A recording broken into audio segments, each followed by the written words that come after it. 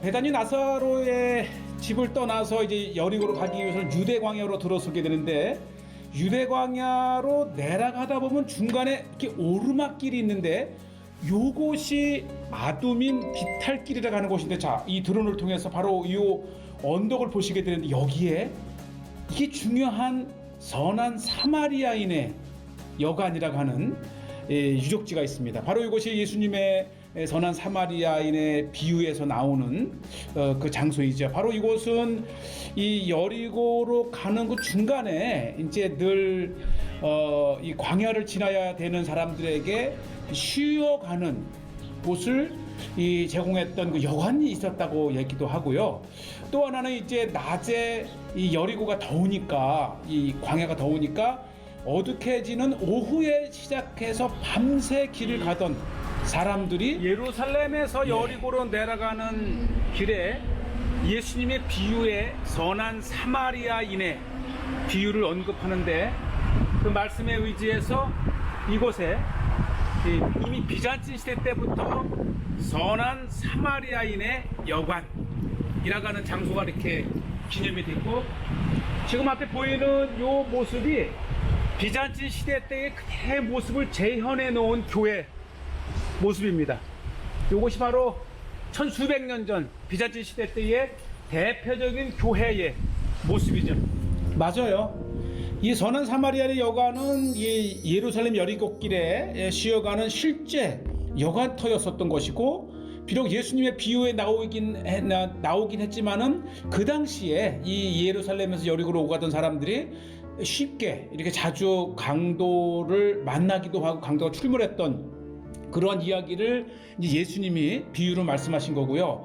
바로 그 비유를 기념을 해서 이미 천수백 년 전에 이 터에 비잔틴 시대 때의 교회를 지었다고 하는 것입니다. 그래서 이 선한 사마리아인의 비유에 대한 예수님의 교훈을 되새기는 그러한 장소가 됐었고, 또 이제 오랜 그 순례의 역사 속에서 이곳도 이 순례객들이 둘렀던 곳이라고 하는 것이죠. 정지의 비잔틴 시대 때의 교회의 모습을 보면, 이제 원래 이게 나무로 제열을 해 놓았는데 돌 건물이 될 터인데, 우선은 양쪽에 이렇게 회랑이 있고, 그 다음에 이 위에 다시 이렇게 지붕이 있으면서 중간에 창문 내지는 공간을 이렇게 만들었어요. 그러니까 바람이 더우면 이 바람이 이렇게 내부로 들어올 수 있도록 이렇게 한 모습이죠. 비록 나무로 만들었지만 이 비잔틴 시대 때의 아주 전형적인 교회의 모습을 이 선한 사마리아인의 여관 그 기념 장소에서 보실 수가 있어요. 예, 또 이렇게 이 국립공원이긴 하지만 그래도 이스라엘 정부 측에서 이렇게 예배당을 제해해 놓았기 때문에 지나시는 순례객들이 이곳에서 정말 기도도 하고 예배도 드릴 수 있는, 꼭 기억하셨다가 이곳에서 예배 한번 드리고 가면 더 은혜로운 순례가 될 것 같고요. 마당에 우물이 있어요. 이게 이제 비잔틴 시대 때에 굉장히 큰 규모의 물 저장고가 있었던 걸 보면 그만큼 규모가 있었다고 하는. 예, 내 안을 들여다보고 계시는데 이게 이제 비잔틴 시대 때의 우물이고 총 3개가 있더라고요. 십자군 시대 때의 우물이 조금 더 서쪽에 하나 있고, 그리고 이제 동쪽에는 실질적으로 제2성전 시대 때에, 그러니까 이 여관이 있었다고 하는 거예요. 요것이죠. 요게 이제 제2성전 시대 때의 우물. 그러니까 이제 이곳은 정말 예루살렘 여리고 중간에 제2성전 시대 때의 우물인 거 보니까 예수님 시대 때에, 그렇죠. 정말 이곳에 여관이 있었고, 또 예수님께서 비유로 하신 그 일이 실질적으로 일어났을, 그렇죠. 일들을 증명해 줍니다. 예수님 시대 때의 여관터의 우물. 야, 사실 예수님의 선한 사마리아인의 비유의 말씀은 정말 우리가 현대에서도 익히 늘 되새기는 말씀이기 때문에 이 선한 사마리아인의 여관을 방문해 보는 것은 굉장히 의미 있는 순례 코스이기도 하지요. 특히 이제 이게 교회로 사용되지는 않지만 이스라엘 정부에서 여관터와 십자군 시대 또 때에, 그렇죠. 이게 이제 3번째 우물을 제가 소개하고 있습니다. 교회 앞마당에 있고, 특히 이곳에 보면은 이 비잔틴 시대 때의 이 십자가의 모양이 어땠는지를 알 수 있는 잘 이렇게 전시를 해놨어요. 여기까지는 이게 이제 꼭 여기에서만 나온 게 아니고 저쪽에는 인근에 다른 지역에서도 나왔던 십자가들을 모아놨지요. 지금 이 교회 바닥도 이렇게 모자이크가 되어 있는데 바로 요게 이제 바닥을 고를 때에 그렇죠. 이렇게 이거를 이렇게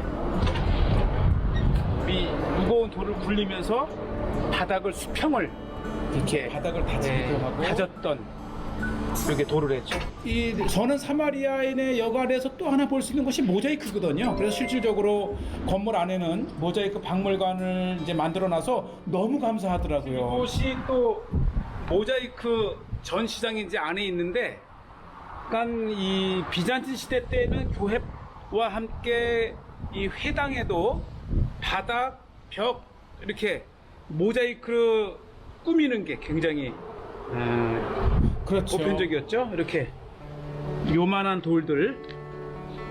돌들을 수없이 이렇게 쌓아가면서 이렇게 이게 참 정성인 것 같은데 이렇게 돌을 하나씩 붙여가면서 그리고 이제 다양한 색깔을 가진 돌들을 활용을 해서 이제 문양도 만들고 또 글도 써놓고요. 자, 이것이 제가 말씀드린 이제 모자이크 박물관인데, 이 선한 사마리아인의 여관에서 또 하나에 볼 수 있는 것이죠. 이게 인근 다양한 비잔틴 시대 때의 교회나 회당에서 나온 요것은 아주 굉장히 유명한 것이죠.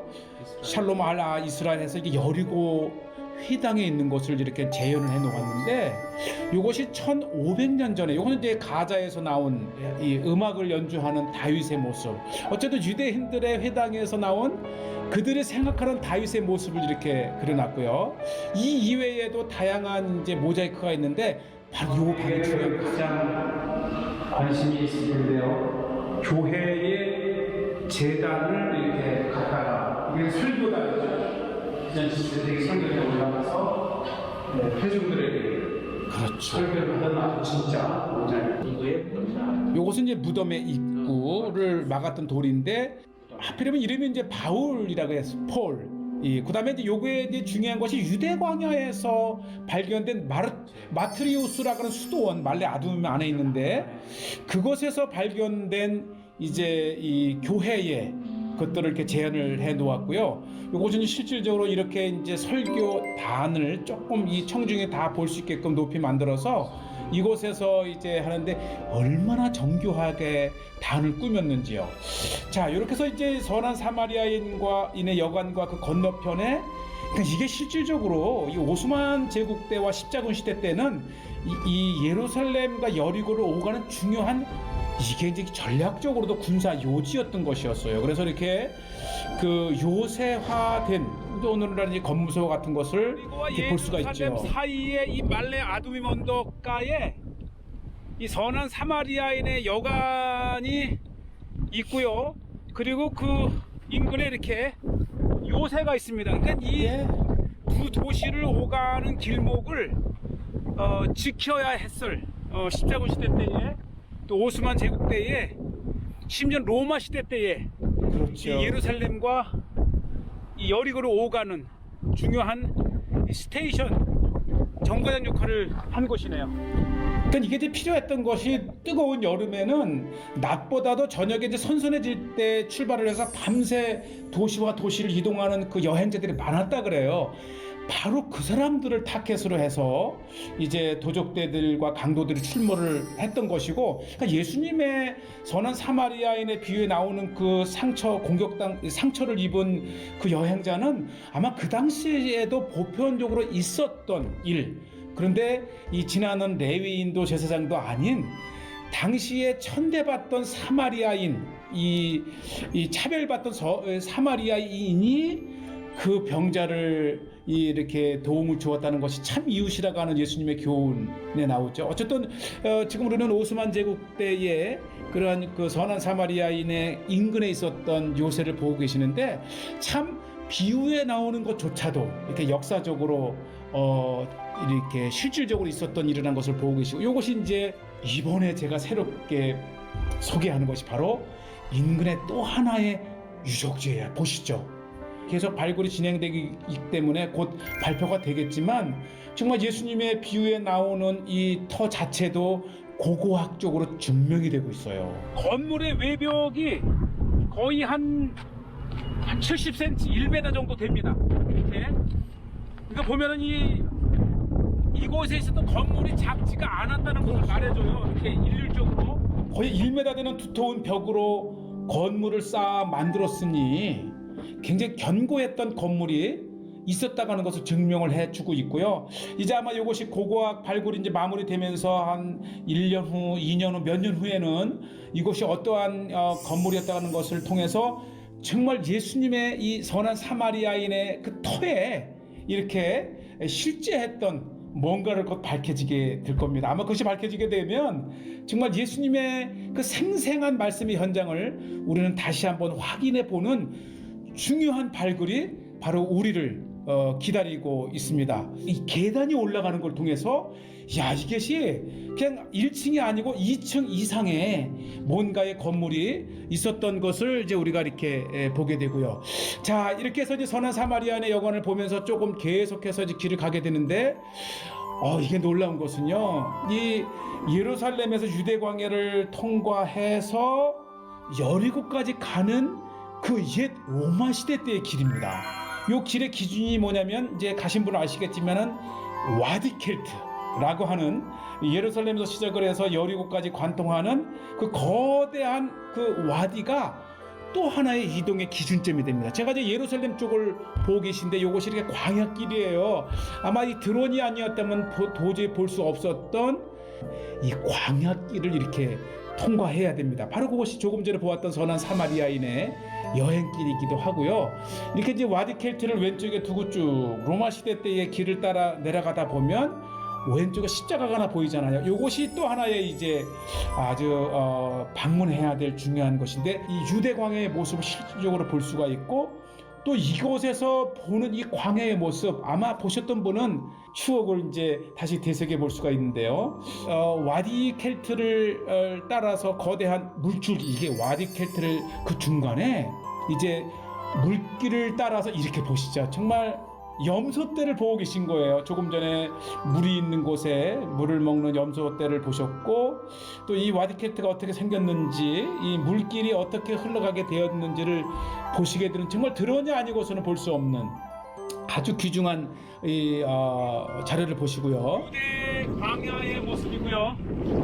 이 앞에는 와디켈트 거대한 계곡이 흘러가고 특히 저 와디켈트 저 절벽가에 네. 성 조지아 수도원 1500년 된 유대 광야의 수도원이 저렇게 있습니다. 자, 보면 이제 제가 드론으로 이게 날려보는데 이 모습 보기만 해도 이 깊은 광야에 찾아 들어온 은둔자들, 기도자들, 수도자들이 정말 예수님이 이 유대 광야에서 시험 받으시고 40일간 기도하셨던 것을 기념을 해서 이렇게 광야에 난 길, 그래서 이것이 보다 자연적이고 또 역사적으로 2000년 동안 지속되어 왔던 그 예수님의 이야기를 통해서 여리고로 들어가는 정말 아름다운 광야길을 보고 계시고요. 저 펼쳐진 저 광야 너머의 마을이 바로 여리고입니다.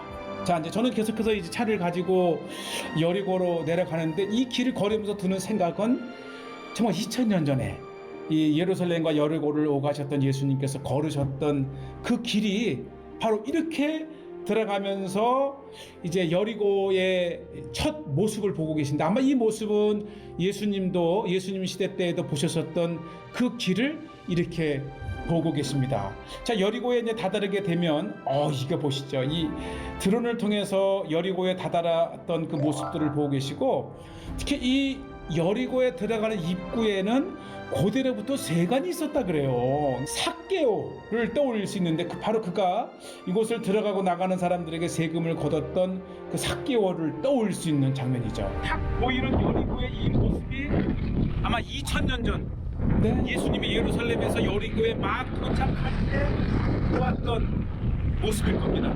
세금을 걷던 그렇죠. 장소가 이렇게 흔적이 있다고 합니다. 아마 시청자분들께서는 이렇게 여리고로 들어올 때에 이렇게 세관이 있었다는 걸 통해서 자연스럽게 삭개오를 떠올리게 되는데, 바로 삭개오가 바로 요거 내려쓰게 되면 신약시대 때 여리고에 있었던 세리였지 않습니까?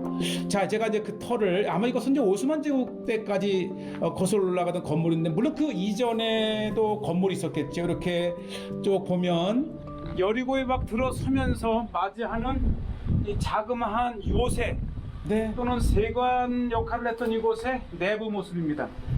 이렇게 지금 보니까 활을 쏘거나 감시하면서 감시를 위한 요새였다는 것을 이렇게 볼 수가 있겠고요.